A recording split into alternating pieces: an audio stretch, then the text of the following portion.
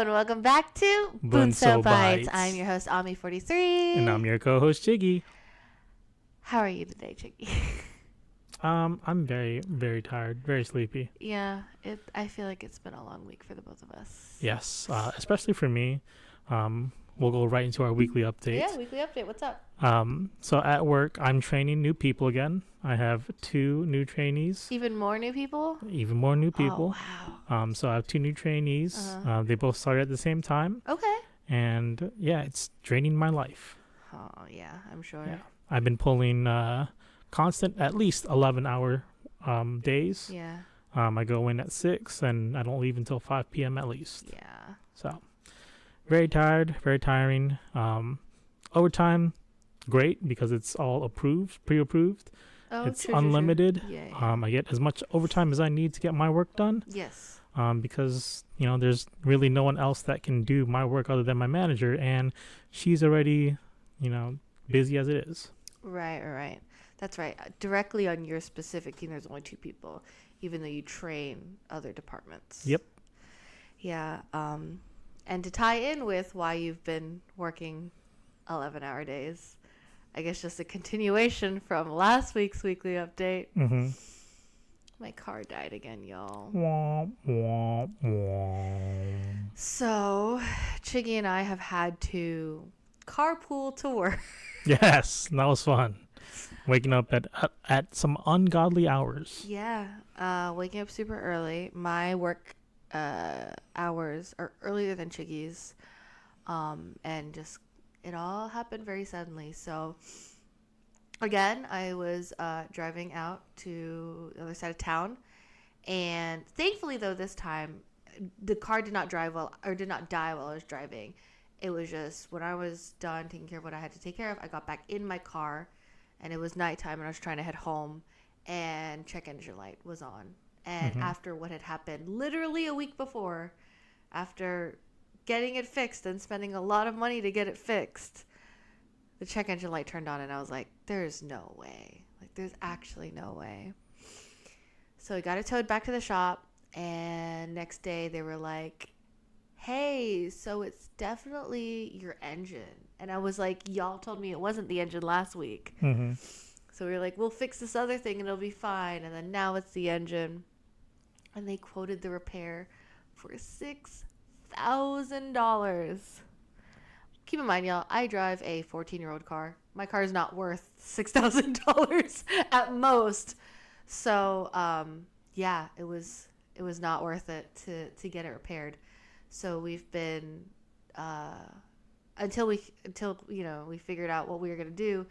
I had to carpool with Chiggy to even get to work. Right. So, yep, he's been having to wake up early. I had to wait, after work because he still works until his normal time, 4 or 5 o'clock in the afternoon. So then, even though I get off earlier than him, I had to wait for him. Then we would go drive home together. So we were having some crazy long days there for a hot minute. But all that to say, I mean, as much as I'm very disheartened and very, very sad because that car holds a lot of memories, I did, and I just got a new car now. So, yay! To be fair, and I think if this were like any other situation, like if I could say goodbye to my old car, like on my own terms, it wasn't like a sudden breakdown of the car. I don't know. But then again, at the same time, it's like, when would I have given up that old car in the first place? I wouldn't have. We literally were saying before this that we're running our cars until they die. And right. My car died. It died. Good old, I called her Tweety Bird. So good old Tweety Bird passed away. She's off in the pastures of the shop where they're going to take her for parts. I don't know how that works. But yeah, it has been a whirlwind of like the last about a week and a half. Mm-hmm. Well, the first time it broke down was almost 3 weeks ago now. And then it broke down a week later, and then another week later, was able to get a car. And now I have a car. And so funny story, mind you, the car that I had been driving is 14 years old, Right. which means that car has no bells and whistles. Don't have any sensors, don't even have camera or Bluetooth on that car. Now the car that I have now, does have all the bells and whistles. Took me 10 minutes to figure out how to reverse the car because the prindle is different and it's a like button and slider, and there's so many things. There's an iPad on the dash. There's another screen in front of me on like the actual dash where the speedometer is, and my steering wheel has more buttons than my phone does, and so it's a lot to take in.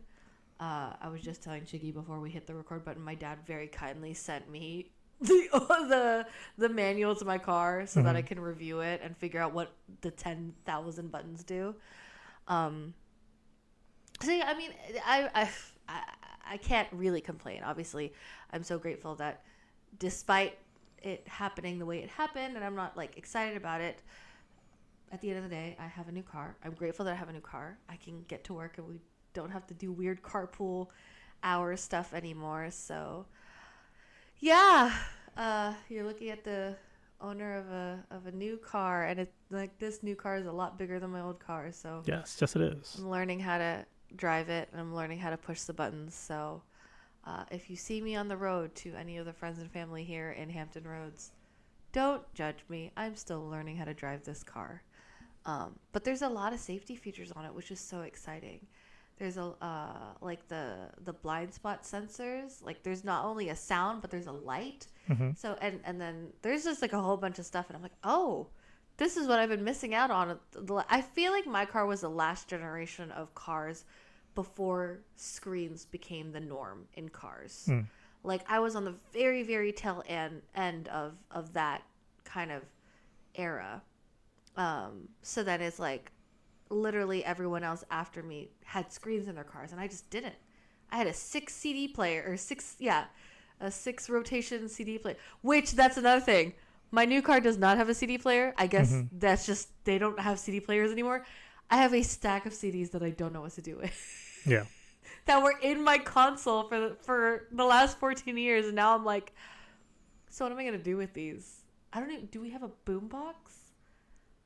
No. So I'm like, what are we going to do with these CDs? I have no idea. But I have them, and I guess we got to figure out what to do with them. Maybe I'll make abstract art. I have no idea. I have a CD player in my car. You want all of my CDs? I mean, there's a bunch of them. You do ride with me a lot, so. This is true. You wouldn't mind listening to the Frozen soundtrack on repeat? I mean, I already do. Was that shade, sir?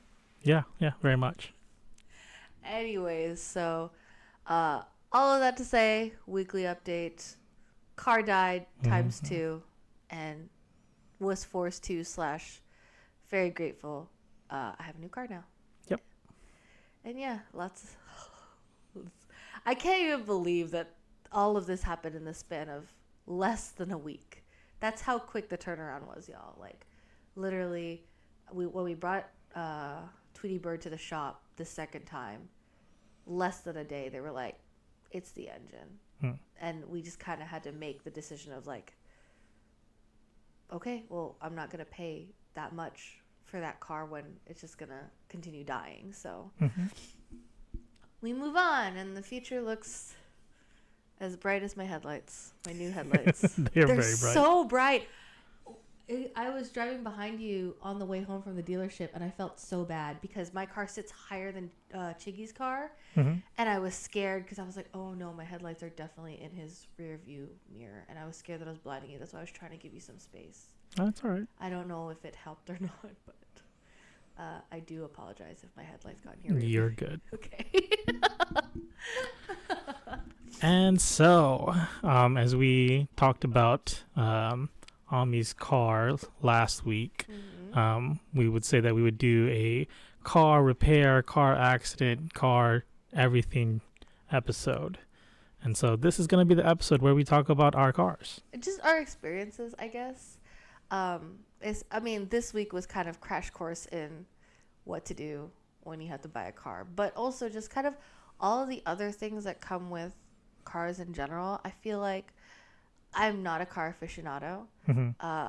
I have previously dated car aficionados, and it's really interesting because it's like it's one of those things that if you don't really pay attention to it, you don't really have to think about it because, and I'm speaking for an average Joe who doesn't, where cars aren't necessarily their hobby, but for most people, a car is just a means to get, and I'm speaking specifically for the United States, right. You know, a car is a means to get from point A to point B, and living particularly in Hampton Roads, which is, you're spanning 7 cities. I mean, Chiggy's work is a town over. My work technically is a town and a half over if you're speaking within city limits.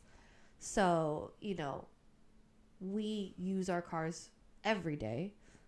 Well, I use my car every work day. I use my car every day. Every day. I am passenger princess every other day that I don't have to go to work. I won't deny that. But yeah, we use our cars on a regular basis. And sometimes, you know, I mean, experience truly is the most humbling of teachers. But yeah, so I guess to get started, Chiggy, what was and how old were you when you had your first car? Ooh, I want to say I was 16. Oh, wow, you were young. In my senior year of high school. And yeah, 16. I was 16 in my senior year of high school. Oh, because your birthday, you have the weird birthday. Got it. And so, I think at least after midterms, I was able to get my first car. Mm-hmm. I think by that time I was 17 because it was already past midterm. So that was definitely past November. Okay. So I was 17, senior year of high school. Mm-hmm.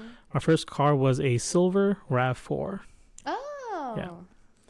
And loved that thing to death because it was mine. And I was like, ooh, I have the first SUV in my family. Oh, wow. Yeah. That is very nice. And then later on, my mom also got an SUV, which got stolen. And then she bought another SUV after that. I didn't know that. Yeah. But okay. So. Goodness. My first car, I used to run that thing like crazy.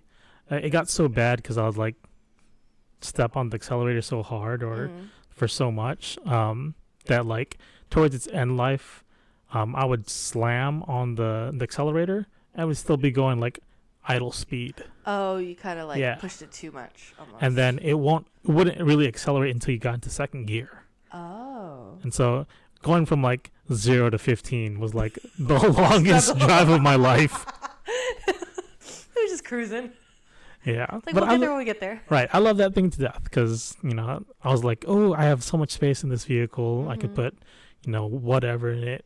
I definitely kept a lot of things I didn't need to inside the trunk. Oh, okay. But it was just one of those things because you had the space. Yeah. Yeah. But I also like that, just like in the Scion that I have now, you can get from the driver's seat to the trunk. And there's like nothing blocking you. Oh. So just the seats, but you can still get to the trunk. Yeah. Whereas like in your old Camry, you couldn't get to the trunk unless you folded your seat down. Yes. Yeah.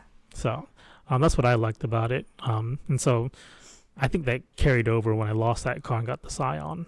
Okay. Yeah. Just to let you know, I drive a Scion XB now. It's a little toaster car. Yeah. I just want to call it a little toaster because it's square. But my previous car, the RAV4, its nickname was Meta Knight. Meta Knight? Right. The Smash player and Kirby antagonist? Yes.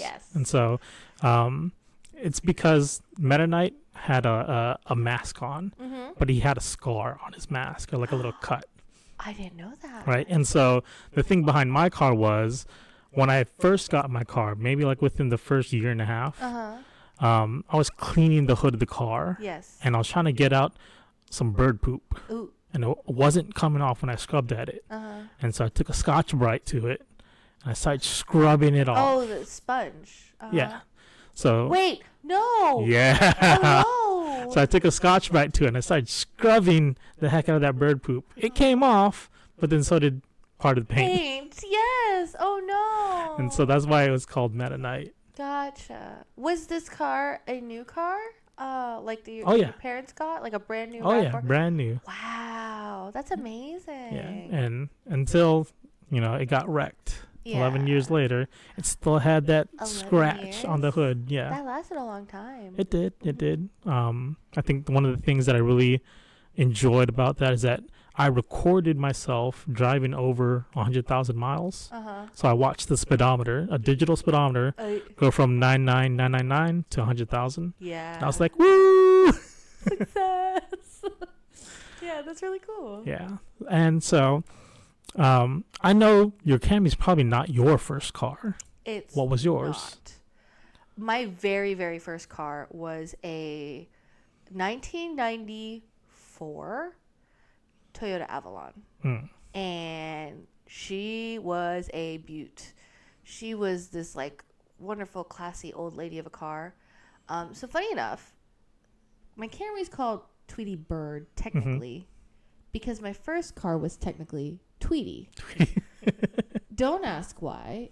I think it was just because the buttons or the lock and unlock thing, and I was like, oh, it's chirping at me, so I called my first car Tweety.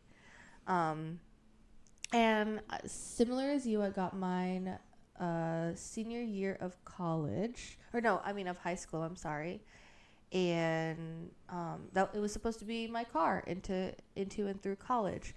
The reason why we got in 1993 or 1994, I don't remember. Avalon was obviously it's like a higher end 4-door sedan, but it was old but the reason why my parents were okay with getting it was because it had one previous owner, and that one previous owner was a very, very sweet old lady who drove it once a week, 2 miles to the grocery store. Right. So from 1993 until I got the car in like 2010 or whatever, 18 years, it drove 2 miles once a week. So yeah, the miles added up, but it was like nothing. Like she was pristine. It was super underdriven. She was glorious, yeah.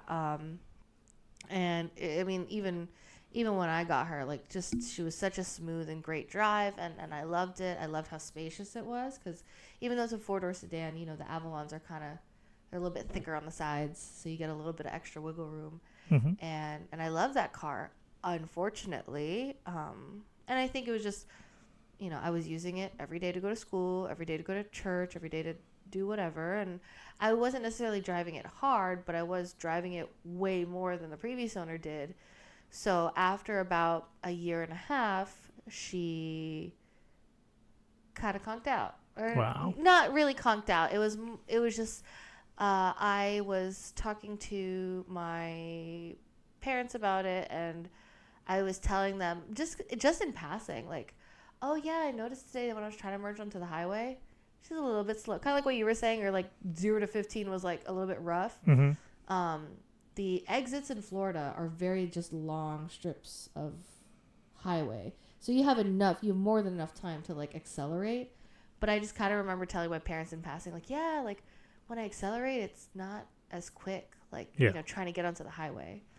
And then I think my dad kind of took it out to drive a couple of times, and he noticed similar he might have noticed other things. I will never know. And then one day, my parents asked for the car keys after school, and they take the car, and I was thinking like, oh, they're taking it for another test drive, trying to figure out, or maybe they're going to bring it to the shop, who knows, whatever. At 9:00 that same night, they came back with a completely different car, which is my Camry, which we then named Tweety Bird because, and I was devastated because they did not clean out the Avalon. So like I had CDs in there and stuff that I never got to get back. And I had like a couple of hanging stuff or whatever on my mirror. But then Tweety Bird became my car. And then there was a period of time where, due to extenuating circumstances, I was driving my dad's Corolla, which is a stick shift. So I do know how to drive manually.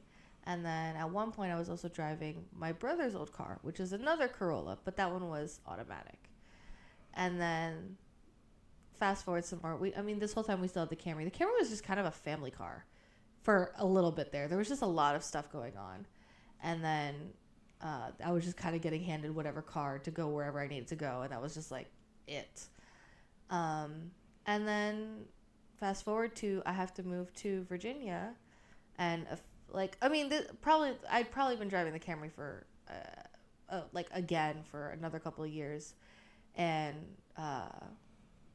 got the title deeded to me. So it's under my name. And then I drove that Camry from Florida all the way up here in my move, and I stuffed that thing. Like I put anything and everything to the point that like we were trying to fit a plant. I don't know if I've told you this story. We were trying to fit a plant in the front seat of my car. I don't know why. My mom and I were having a hard time with me moving. Like I didn't want to leave anything behind. Obviously you can only bring so much in a Camry. That being said, we fit a lot. Right. So much so that my parents had to warn me on the drive to not speed, specifically because the back half of my car was a good 2 inches lower than the front half of my car, which probably wasn't safe, but I don't know. My car also had cruise control, so I loved that car because driving long distance in a Camry is very smooth, very comfortable. You can put her on cruise and she just goes and sips on gas the whole time. It's great. So yeah, I did a couple hopping around, but it was just a lot of like whatever was happening at life in that moment in my family. But the Camry stayed the whole way, so Okay. I have a lot of memories with that Camry, and I am still sad that she's gone. But well, it's kind of like, I paid for the car. I got it deeded to me. Like, it really was my car. So it's sad to think that, and I was talking to my mom about it. It feels like it's like that era of my life is over.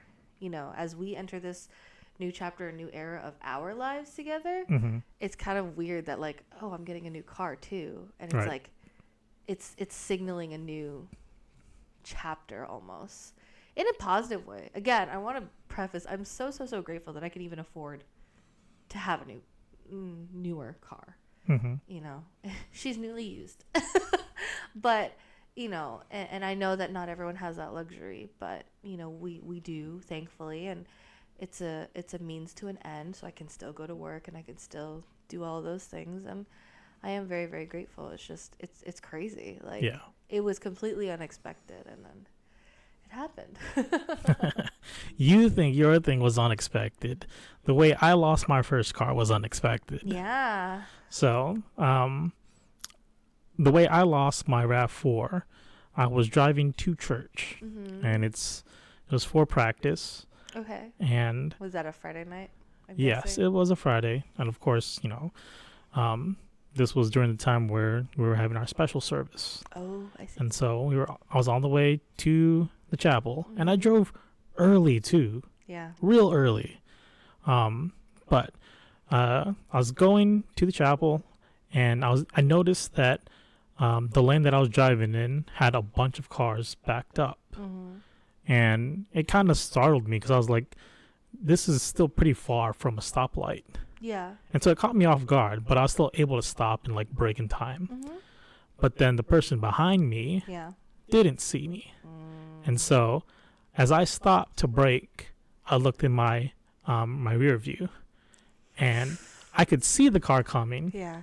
And I could see the guy's face not looking forward. No. And so in my instinct, since I saw that, I was like, oh, I'm going to get hit. I tugged on my seatbelt. Oh, wow. I didn't know this part. Okay. Yeah. So I tugged on it really hard Yeah. and let go so it would lock. It locks in place, yes. And then, full on collision. Yeah. He rams his car into mine. My car rams into the person in front of me. Oh. And then, like the back, the windshield on the back, whatever that glass part is, caved in. All the glass came crashing into the car. Yeah. So I had a bunch of glass shards inside the car, but luckily it's from the back, so none of it really got on me. But you can definitely tell that all the glass was like it came into the the impact front. Pushed it into the car. Yes. And so, like I was like winded after that. You got after the air, collision. like, pushed out of you, yeah. The airbags never deployed, Oh. and so I had to take that hit full force, Yeah.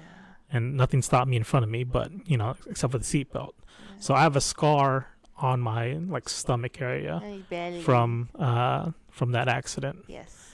and the guy that I hit. It looks like an upside down triangle. Yeah, the guy that I hit came out the car. He was all pissed, looked at me, and like he stuck his head inside my car and was like, "Oh snap, he wasn't the one who hit me."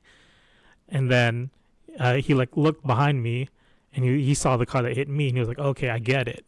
And so he was actually a trained. Oh, the car in front of you. Yeah. Got out. Okay. Yeah, because he thought I hit him on purpose, but I got hit. You were sandwiched. And then I got sandwiched in front of him because he was in front of me, and so he came out, stuck his head in the car, assessed the situation. He was a trained firefighter.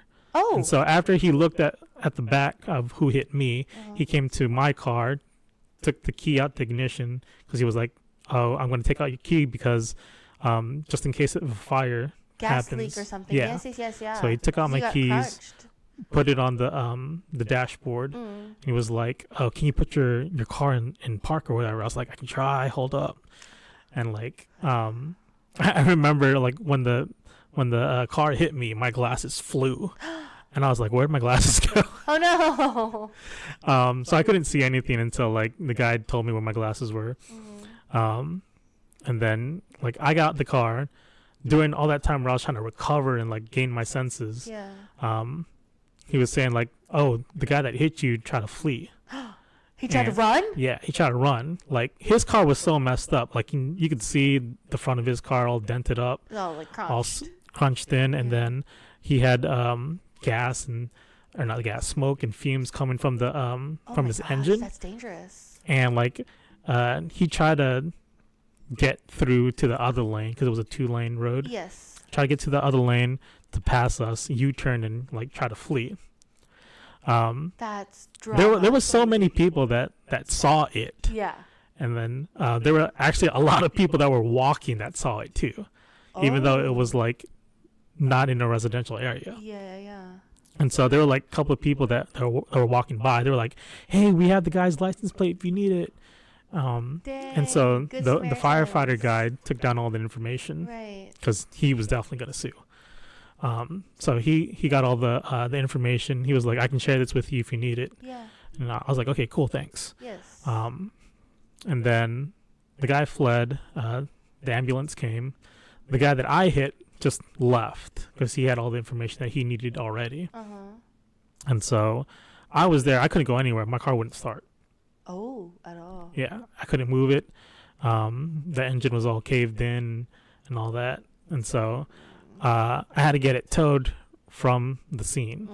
And I was like, "Oh, crap, what am I going to do? I'm stuck here on the road." Yeah. And so I had to call my dad first. I was like, "Dad, Help. I got into an accident. Help." Yeah. And then I called my brother. "I got into an accident. Help."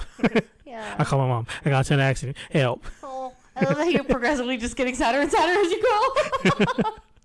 And then finally, my brother came to the scene first. Okay. And he was like, "Oh, I'll take pictures of this and blah, blah, blah. Just rest or whatever." Yeah. You got hit by a car. Yeah. And then my dad couldn't get me because he was still at work. Okay. My mom was still coming home from work. And my brother was the only one home at that time. Yeah. So he picked me up, then took me home. And then... You didn't go to the hospital? No, I didn't. Didn't you say there was an ambulance? There was, yeah. And they said you were fine? Yeah, so they checked up on me. And they were like, they're doing their little tests and whatever, and I was past it all, right? And they were like, "Do you have any pain?" And I was like, "Honestly, right now, I'm like I have too much adrenaline right now. Yes. I can't feel the pain." Okay. And so I declined. And later on, the next day, I actually felt the scar. Yes, that's what I'm saying. Yeah, I felt that. It finally like started to form. Okay. And it was like very pussy too. Oh. But yeah, I declined medical help, and I had get my dad's help to get the car salvaged and brought to a junkyard. Yeah. And so the only good thing from that accident really was how much we got from the salvage of the car. Oh, uh-huh. So it was a 2004 RAV4, Okay. and I had it for 11 years. Mm-hmm. And the salvage value on it was just around 8,500. Oh, wow. And I was like, whoa, that's a lot. Yeah. And so we used the amount of that salvage to get my current car, Yes, to push to the 2015 Scion XB. Nice. And so that's what happened to my car. New car too. Yeah. That's cool. So mine was more sudden. Well, yeah. I mean, you say that. I was stranded in the middle of a different town. I was scared. And I was stranded too until my brother got me. Yeah, I didn't get into an accident, but it was too scary. Yeah. But anyways, do you have any stories of, either accidents or repairs from your car that you want to share? So, I am an emotional person. Mm-hmm. I wear my heart on my sleeve. And there was 2 different instances, but it was kind of like a first time, oh, that was probably not a good idea. Second time, oh, I probably shouldn't do that again because there shouldn't be a third time type of a thing. So the first time, this is how I learned that whenever I'm crying, do not drive. Right. So, which is a rule that I told Chiggy probably year 1, month 1. Definitely. If I'm crying, do not let me get behind a wheel because I need to not be crying. Mm-hmm. Which, that sounds really, really dramatic. I guess there are some people out there who can just cry like a normal person and it's fine. When I cry, it's a full body experience. So, the first time, I think I was on the way home from university on the highway, and it was bumper to bumper traffic, which is normal. This is rush hour time. I was crying because I don't even remember. That's how but I was crying pretty seriously about something that had happened, and I get into a fender bender. Okay. And so the front part of my car got oh so slightly crunched. The thing that was bad about it was that the hood crumpled to the point that you can't see out the dash. So if you've ever seen a Camry, it's a very wide lower set car. It kind of just slopes very low. So anything to the hood, you lose half of the vision in the windshield. So couldn't drive it even off, you couldn't see out. So I had to get it towed and we got it repaired and everything. But so that happened, and I think that was my first accident ever. I remember going home crying even more because of this accident, but then my parents were explaining to me that well, everyone has their first accident and we're glad that you didn't get hurt. This is a lesson that you need to learn. My parents were very, very gracious and kind about it, and they were try to obviously be more careful when you're driving. Just keep that in mind. Okay, great. The second time I was crying and driving, I got caught by one of those red light cameras. And this is when red light cameras were still kind of newer technology. Gosh, I'm aging myself. But it was just you had to you either had to appear in court or you had to there's a whole process to it. And I know there's still a process now, but I'm sure the process now is a lot more streamlined because I had to elect not going to court, and then I had to elect I'm going to pay the fee like this, and then I had to whatever. The really funny thing is that it's a red light camera, so it catches you, it takes a picture of your car when you're crossing the red light. It's funny because you see my car going through the intersection, and you see my face in my car just straight up crying. And I guess my eyes were closed because I was just crying. And so I ran this red light and then had to pay, whatever fine. I accepted it. I think I got a point on my license or whatever. I don't remember. Maybe half a point. I don't know how that works anymore. But yeah, so that was part 2, and I was like, okay. At that point, I was like, okay, strike 1, you had the accident. Strike 2, this red light camera thing. Obviously, the red light camera maybe not necessarily as serious. Mhm. Also, I want to preface this: in that fender bender, the other person's car, not a single dent or scratch. It was just my car. Yeah. So that's why it was like, I think that's why my parents weren't too like hung up about it. Obviously, having to repair the car wasn't great, but like we didn't have to pay anything to the other person. Like I didn't have to repair the other person's car. So that was okay. That's 2 strikes. So now it's like if we're crying, we'll sit in the car. I'll sit in the car for an hour if I have to, but I am not turning on the car and I am not driving if I'm crying. Mm-hmm. Because just seeing that picture of me in that red light camera, just straight up bawling my eyes out. I know distinctly with that one, I had gotten into a fight with my best friend at the time.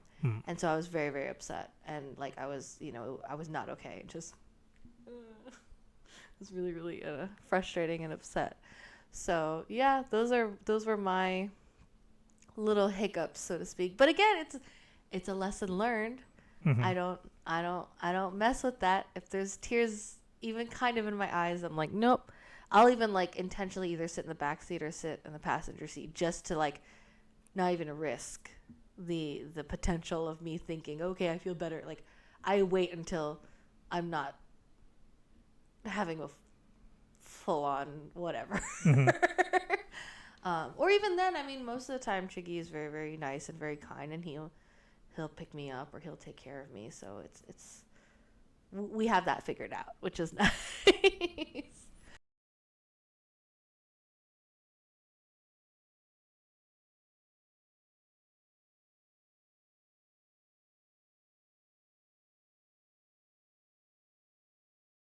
Other than your big accident, did you have any other like fender benders or whatever? Yeah. So there's 3 that I want to talk about. The first one's kind of silly. So there was a point when I was still driving my RAV4. I had to take my family to the airport. Okay. Because they were going to the Philippines for vacation. And I distinctly remember I went to the airport one time, dropped off my parents. On the way back home, a rock hit my windshield. Ooh. And it made one of those streaks down your windshield. Okay. And I was like, oh, great. I got to get this fixed because it's a actually long streak. And like so, it's not just like a little sparkle. Or not a star. It's like an actual like cut. It's a long crack. Crack. Yeah. And so I was like, oh, okay, I got to get this fixed. So I waited. When they got back, I still had the crack on my windshield. But I had to go pick them up from the airport. Oh, gosh. And so I went back, pick them up from the airport. Yeah. Drove back home. And on the way back home, again, a rock hits my windshield and makes another crack. So I'm just like, oh, great. Well, now I really got to fix this because it's even worse now. So I actually get it fixed this time. Years later on, I got to take someone to the airport again. And I drive them to the airport, and on the way back home, something hits my windshield, crack. That's crazy. And this one's a starburst this time. Yeah, I was going to say, I've had a starburst in my car before, And so, I asked Safelite, I was like, hey, can you do that little resin thing that try to closes up the crack? So I do that, and they're like, yeah, it's still going to be there, but, it'll look a little bit better than what it was before. Sure. So do that. I can still see that the crack's there. And then... But it's covered with the resin. Right. Yeah. And then for whatever reason, later on, the crack gets bigger. Not because of another rock hitting it, but for whatever reason. Pressure, yeah. So I got that replaced again. Now, on my new car, I'd help you get your family back home from the airport. Yeah, I was about to say, wasn't it when we were coming from the airport? Yes. And so coming back home from the airport, I hear a crack or something hit my windshield, but I don't see the crack happen. Okay. Right? And so later on, days after, coming back from the airport, crack. Yeah. I'm just like, what is going on? Every time I come from the airport, I get a crack on my windshield. Yeah. That's crazy. crazy. So that's story number 1. Yeah. Story number 2, my very first accident. Okay. So I'm coming from the bank, and I'm actually leaving, Okay. and I don't check my rearview mirror. Oh. I'm just backing out slowly, directly backwards, and so I finally look up. I still don't see anything in my rearview mirror. Okay. But on my blind side, there's a van that's also backing out. Oh, but wait, are they next to you? No, they're across. Oh, okay. So we're backing out at the same time. Yes. I'm coming out straight. The van's coming out at a turn. Curved, yeah. And so they're in my blind spot, and we hit each other. So we're both at fault. Yeah. So they hit me in my back left side of my car. Yes. Okay. We exchanged information. Cop was like, "Oh, you're on private property. We really can't do anything. Let your insurance handle it." At the bank? Yeah. What? Yeah. Who owns the bank? The bank? I was like, CEO of the bank? I don't know. Sorry, that was silly. Anyways, after that, months later, I'm driving down a road and passing by a firehouse. Okay. And so I see the lights go from yellow to red. Oh, yes. And so you're supposed to stop, Yes. even though the fire truck or whatever emergency vehicle is not there yet. No, if it's red. Yeah, so I stop. I think I was the third car in the lane, and I was in the right lane. Okay. 2-lane street. And in the left lane was a lady that didn't see the lights stop, or the lights turn red, and she brakes, but she doesn't want to hit the car in front of her, so she swerves from the left lane into my lane and hits my car. Okay. The logic, right? The only good thing about that was that she hit the exact same spot I was hit in the first time. And so I don't disclose that, hey, I already had damage to that part of my car. Yeah. But she was like, "Oh, I'm so sorry. This is completely my fault." Cool. I'll take that. You've accepted fault. Yes. And so record. Yes. Right. And so we pull off. She gives me her information. They decline trying to get it fixed by the insurance company because it would cost more through insurance. Yeah. And so they were like, "Can you get us an estimate? We'll pay for all the damages." Pay out of cash. Or out of cool. pocket, yeah. No problem. So my car gets fixed from both accidents. Is this the RAV or the Scion? Yeah, the RAV4. Okay. I'm just like, okay, cool. I don't have to pay for this getting fixed up. It got fixed up for free for me. Well, I mean, yeah. It worked out, yeah. Right, and it worked out. And so that's my second story. My third story is kind of dumb. So my third story is we were at the chapel. Sure. And we were guarding. Okay. And so that plot of land that the chapel's on is pretty long. Because there's the chapel grounds and then there's just open forest. Yeah. And so it was like the first time we started guarding. Okay. And there were a couple of us. And each of us were like, "Do you want to walk all the way down there to the other end?" And we're like, "No." So he was like, "What do you want to do?" "Let's just turn on our headlights and go there." And so we all take our cars. There were 3 of us. Oh, my goodness. And we start taking our cars into the forest. The quote-unquote forest. Yeah, this grounds, but yeah. Yeah. And so it's dark. We have our headlights. And I was actually the last one to go in there. Okay. And so we have our windows down. We can hear each other. And then one of our friends go, "All right, let's go. Rough Riders." And so we drive into the forest. And then because I'm last, I pass by them. Okay. And I'm driving faster than the other 2. Because you love slamming on the accelerator. Right. Sure. And then I see my friend to the left stop. And then as I'm passing him, he goes, "I think I'm stuck." Right? Oh, no. And then I look at him, I start laughing. And then as I'm going forward, I stop abruptly. I don't see anything in front of me. Yeah. I didn't hit anything in front of me. I don't see any tree, nothing. Right? And then I'm like, oh, what did I hit? Okay, let me back up.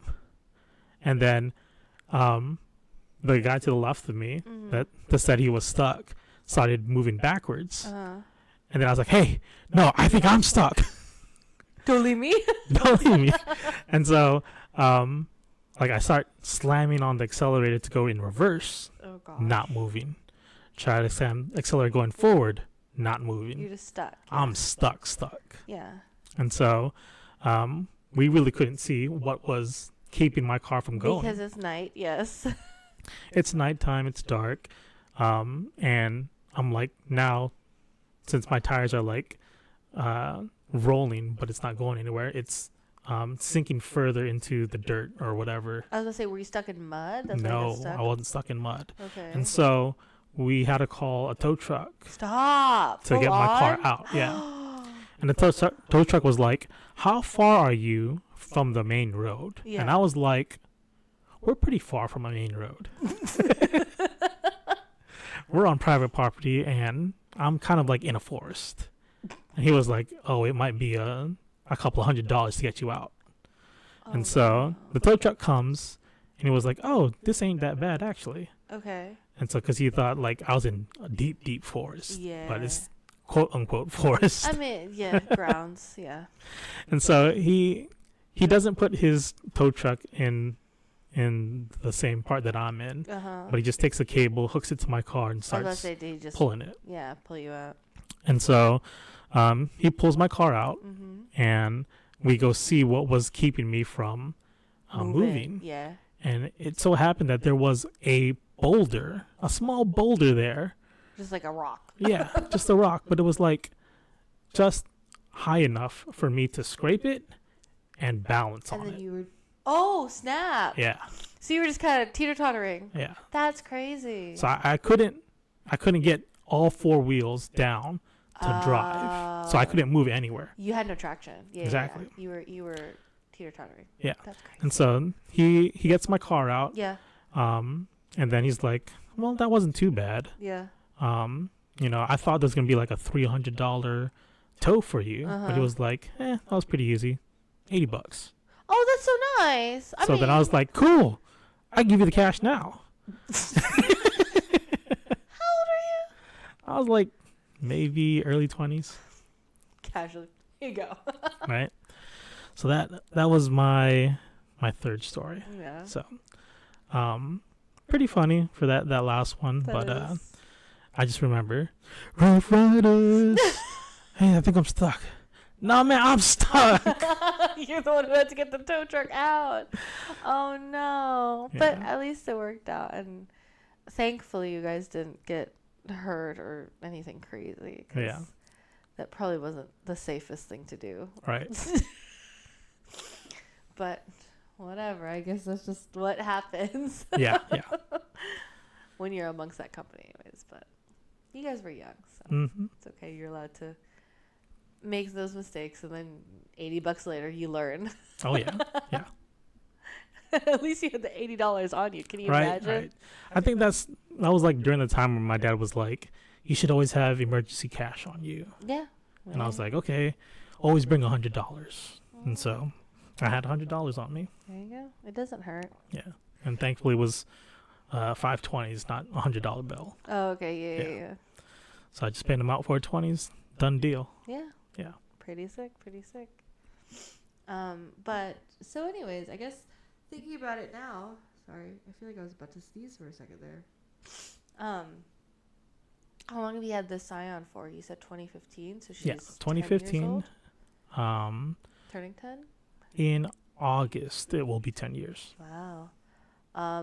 And we've talked about this before, but I'm just curious if your answer has changed due to recent events. If and when the time comes for you to replace your Scion, what would, I mean, obviously depending on the situation, but if you could choose, what would be your ideal next car? So my only stipulation really is that I don't want a compact car where I'm literally sitting like this with my legs up. Okay. like this. I want to be seated when my legs are bent while I'm driving. Mm-hmm. That's my only stipulation. And so with the RAV4, of course, you have that type of seated position. Okay. But like in your Camry, you were like this with your feet out. Long boat. Can you see my legs? Hey, don't give him free feet pics. But that's the only stipulation. Yeah. Now, what type of car it would be, it really wouldn't matter as long as it's not full electric. Oh. Yeah. Well, okay. So, and this was a conversation, again, that we had prior to all of the events of the last 3 weeks of my life. Mm-hmm. Sorry. Can you tell the trauma is there? We said originally when we were discussing, we knew that within the next 10 years-ish, we would both eventually need to look at getting a new car. Right. Because my car, couple years, my car is 14 now. My old car anyways. Your car is coming up on 10 years. So, we kind of knew, okay, we're in the bracket of our cars are 10 plus years old. Mm-hmm. Let's contemplate for the future of, what would be, again, what would we expect or what would we want to be our cars. And originally we said you would get either a hybrid or a gas, like a fuel car still, and I would get an electric car. Mm-hmm. However, that is not the case because my new car now is not electric. Right. She is eco something. I have no idea what that means. It is eco something. She gives me a report card at the end of every drive, and I don't know if that's a good thing or not because I feel like I'm getting graded and I'm scared that I'm going to fail. Mm-hmm. I still have to read the manual, but it's fine. Mm-hmm. So because of that, you still don't want to get an electric car because I got the fuel car, which was not necessarily in our original plan. That was a question. Oh. You were just like, uh-huh. Yeah. Do I need to rephrase the question? Yes, please. Okay. Since the car that I got is a fuel car, Mm-hmm. it's not an electric car, do you not want to get the electric car because we have the fuel car? Well, the only reason why I don't want to get an electric car is because we don't have the electric capabilities to fuel that electric car. You buy the plug with the car. I know, but I'm saying it's like buying a charger for your iPhone. I would rather have our house first to be equipped with the solar panels so that we have some type of generator or some backup source, and then install the electric charger into the house so that we could have the charger to power up the electric car. Yeah. But we have nothing. So that's the only reason why I don't want to get an electric now. Right. No, I mean that's valid. I still, just generally speaking, if we have a choice when the time comes for you to replace your car, I really think we should at least do a hybrid or a something because I don't mind having a hybrid because it still runs on gas. And so I don't mind doing that. I'll do a Prius. I wouldn't care. Actually, the newer Priuses don't look as bad as the old ones do. Mm-hmm. They look like normal cars. They don't look like cars that have their faces shoved in their noses. If cars have faces and noses. Cars do have faces. There's a word for that. I don't know what it is. No, there's a word for finding faces and things that are inanimate. Okay. Anyways, I'm gonna put the word down there. I swear. I'm gonna remember what the word is later. No, she's not. I'm gonna look up the word. And I'll text it to you. So okay. I agree with you to the extent of I think that it would be nice if we could get the electric car when we have things set up, but at the same time, it's it really will just depend on what's happening in our lives at that point. Right. We're just trying to get married while I have this beautiful new car payment. Yep. Wee. It's fine. Everything is fine. I'm not falling apart. But no. So, but at the same time, like I said, I'm not saying it's cheap, but it really, buying an electric car, you buy the charger the same way you buy an Apple charger. It just comes with it, and you have to pay the extra for it, but it all comes together. I'm intrigued that you even mentioned solar panels. We've never discussed solar panels before. I'm not opposed to it. I just never knew that was something that you had ever thought about before. Oh yeah, it was just a thing in the back of my head. Yeah. Like if you were gonna switch to electric, you might as go all out electric. Yeah. And I think that's totally viable for as we work towards and invest into our future and like our new home or whatever that means for us down the line. So yeah, I agree with that. I think that'll be a thing to work towards and look forward to. But back to cars, because I know we were discussing it. I just as a general question, Chiggy, do you know how to change a tire? So I got a funny story for that one too. Okay, go ahead. Short answer, no. I know how to change a tire. I will say that. All right, so Shout out, Papa, Daddy. You did great and taught me how to change a tire. good for you. What? You sound so patriotic. Good for you. Right. Anyways, my funny story. Yes. What happened? So on my RAV4, Uh-huh. I roll up to church, and All of these stories going to church. hey, it happens. So I roll up to church, go inside, worship, come back out. I see my car is tilted, and so Like, yep. she slumped. And so one of my friends come out afterwards. They were like, "Hey, yeah, I heard your car was hissing on the way in." Stop. They And heard so, it hissing? yeah. Oh, wow. And so there was air coming out one of my tires. What was it? I mean, we don't know, Like, but it wasn't a nail or anything like that? we don't know. Okay. We just saw that there was a hole. Sure. And so after worshiping, I was like, "Oh, great! I got a flat tire." Yeah. I do have a spare, You and got a little donut? no, it was a full spare. Oh, nice. And so, one of my friends are like, "Oh, hey, you need some help?" I was like, "Yes." Outright, yes, I need help. And so I go find the manual to find where all the parts are. Sure. Of course, the spare tire is on the back of the Oh, that's trunk. right. It just hangs like a Yeah, Jeep does. It hangs on the back of the trunk door. Yeah, that's why it's a full tire. And then I had to find the tools in the car. So I had to get the manual. I was like, I've never seen what tools are. Yeah. So I get out the manual, start reading it. I was like, oh, it's actually underneath the passenger seat. And so there's a little tool that you need to use to get the tools for the spare out. Do that. Get all the tools I need to change the tire out. And so we get the crank? The jack. The jack. Okay, the jack that lifts up the car. I know how to change a tire. So my friends help me. They jack the car up. Sure. Take off the car. They take off the wheel, and they switch out to the new wheel. Yep. But the thing was, when they were putting on the new tire, they were like, "It doesn't fit." I was like, "What do you mean it doesn't fit? It's a full size tire." Yeah. They're like, "No, like the car's not high enough for us to fit the tire on it." Oh, they didn't crank it up high enough? Well, they jacked it. Uh-huh. It was at its maximum already. Oh. Yeah. Interesting. And so they were like, "Oh, we can't put it on regularly." Yeah. And so they were like trying to jam the tire down so that it would fit onto It was almost the like the tire axle. was like overinflated maybe, or maybe even the road was sloped.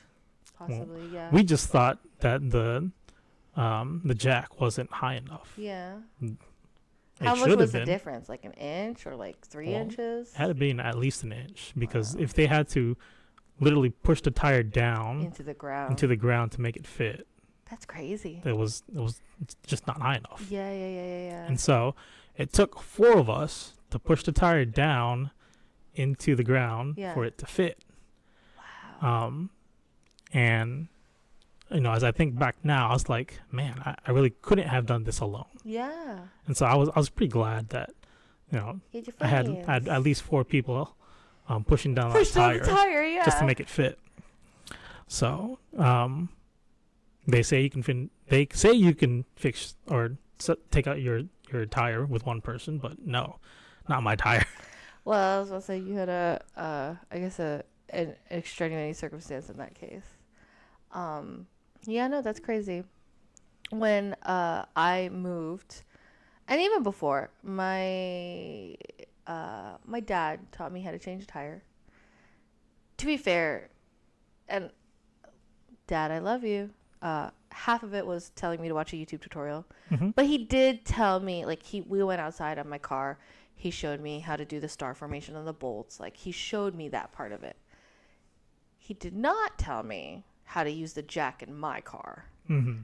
because we had a regular, like, jack either in the garage or from one of the other cars. The jack that I had, like, in the car as as the emergency jack for your car, it's one of those, like, accordion ones, or like it looks like a diamond, and then like it starts flat horizontally, and then it makes a diamond shape as it goes up until it's straight, Right. and you have to spin it to jack the thing. Mm-hmm. The jack that I was used to is one that you just pop the sucker under and you just push up and down and it lifts Right. the car. And there's also like indicators on the car where you're supposed to put the jack, because you don't want to bend your frame. Correct. There are specific points that like the frame is sturdy enough. So, you know, he showed me that, but he didn't show me how to use the jack on my car. So then when I moved out and I got a flat tire, I had the jack. I was Googling how to use this weird spinny diamond jack. Thankfully, when it happened, there was someone who was there. I was at a job interview, and I guess there's a lot of people just waiting in line. They're like, oh, look at this girl being completely clueless and trying to watch a YouTube video. Let's help her.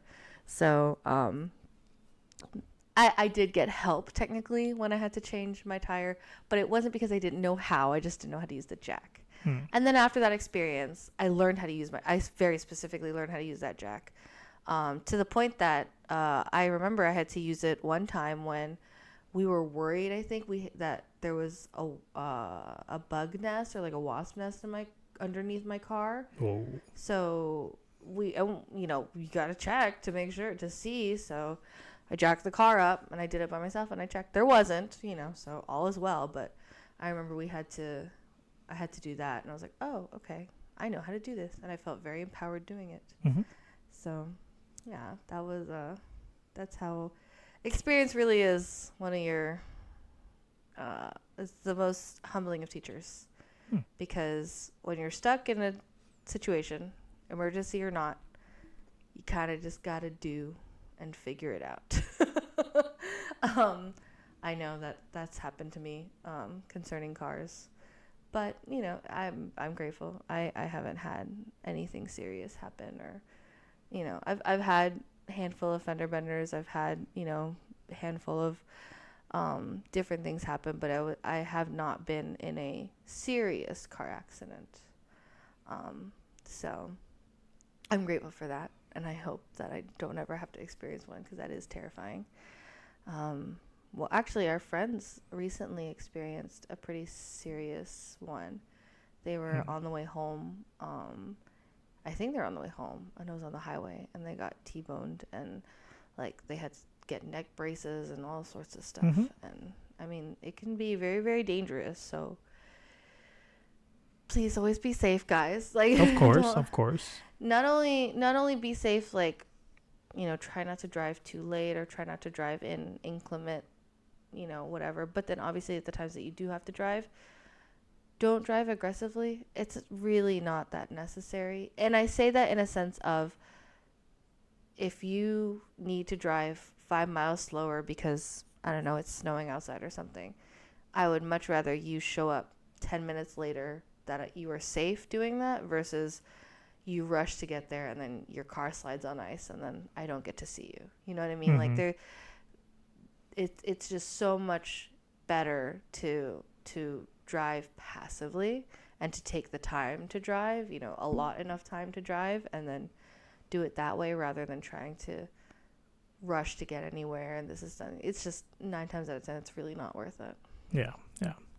And so I guess as final thoughts, mine would be, for those who are getting new cars or those who are just starting out to drive, try not to be a show off. Oh, yeah. So like, you may have a new car, you may have a muscle car or something, something that you could show off to other people. And so like you rev your engine or you drive fast or whatever. That's dumb. Like that's a quick way for you to get into an accident and Right. lose everything you have. Also, no one cares. Yeah, basically. When you rev your engine, if anything, you're giving me a headache. So like, it's no one cares that your engine can do whatever you think it can do because you souped it up or you did this, that, and the other. And I even say, because like I have so many friends, I've had ex-boyfriends, like I know so many people who are car enthusiasts, and like the sound of the engine and all that stuff, it is important to them, but they're not butt heads about it on the road. They don't do that stuff when they're just driving. They'll do that stuff when they're amongst their friends, you know, comparing car stats and stuff like that. And that's completely different. That's fine. If that's your hobby, absolutely have fun. Do whatever you got to do to make your muffler do the thing you want it to do. That's fine. But if you're just driving through a residential, no, we don't need to hear that your engine can do this or that you have the coolest whatever. Like, just point A to point B and do it safely. Yeah. Especially in a neighborhood. My goodness. Yeah. And even if you are into those types of things, there's a time and place for it. Yes, I think that's what I was trying to say. There's a time and place to like to show that off or to express it, you know. Not in the school zone at 8:00 in the morning when everyone's trying to get to work. Like no one needs that. I already have a headache from driving through traffic. I don't need anything else in addition to.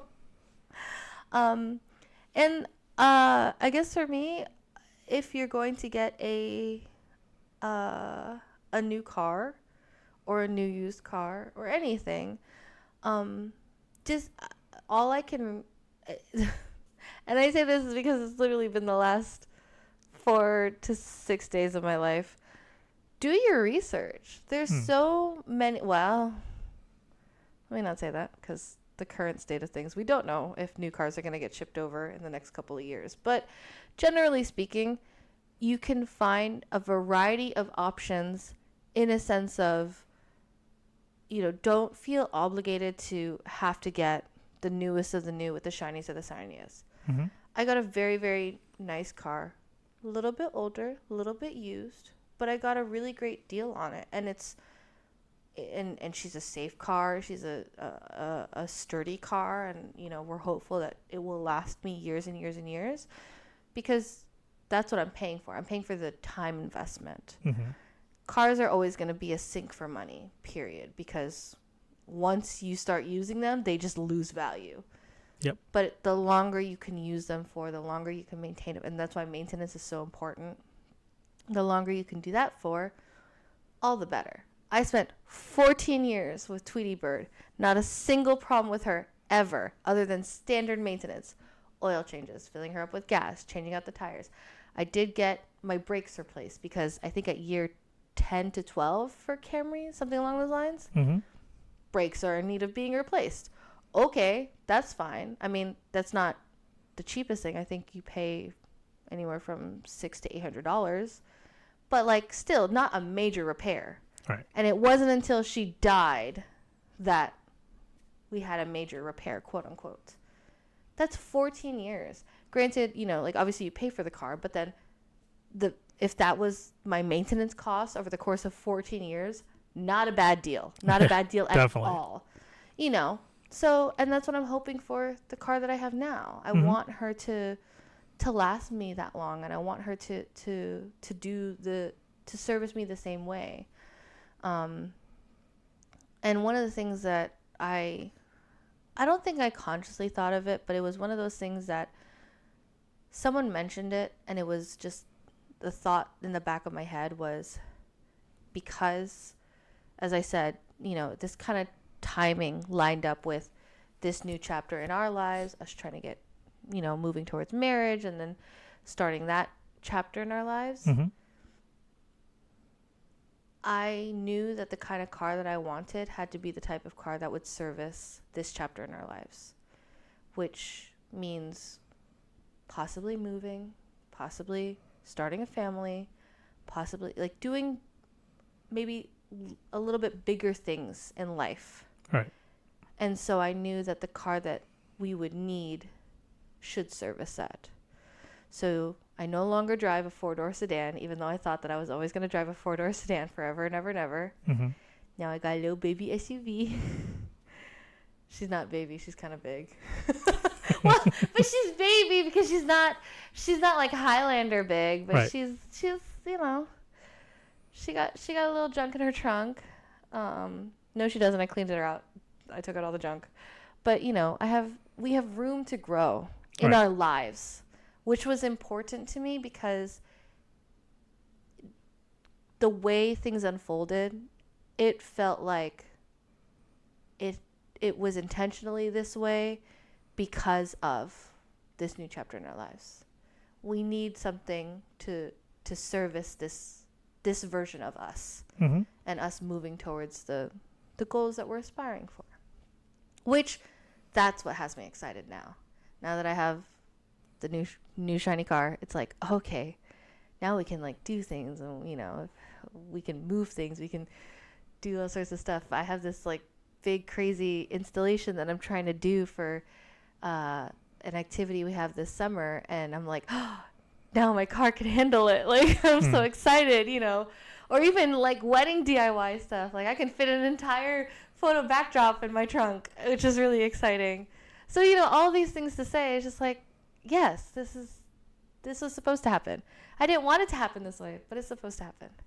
So, sorry, going back to the original thought, do your research and think about, obviously don't purchase anything beyond, you know, do it smartly financially, but like find the option that will give you the best value for what you want and what you were searching for in your life.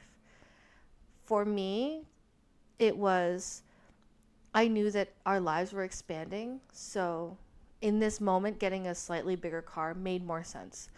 Because the choices I had was this slightly small, like a smaller SUV or another 4-door sedan, but it would have been smaller. It would have been a small 4-door sedan.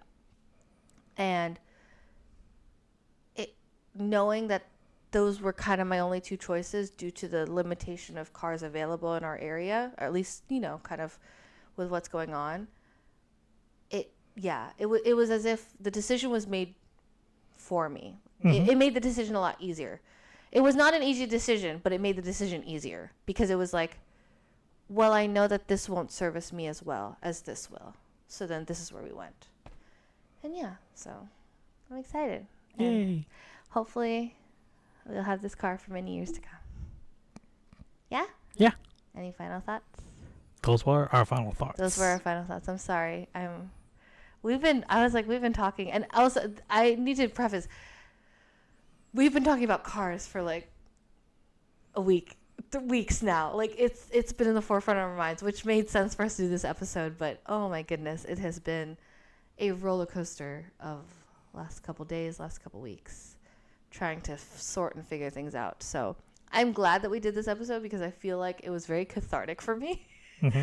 And also hearing I've heard some of them, but not all of them, and hearing your stories about your cars was very entertaining. So all that to say, we hope you enjoyed this episode. Thank you so much for listening. Thank you for hanging out with us for the last, hour or so? I don't even know, 45 minutes. Please let us know in the comments down below what are some of your favorite car memories and or stories. Hopefully nothing crazy, but if you guys have anything fun to share, let us know. And we will see you guys next time. Bye. Bye.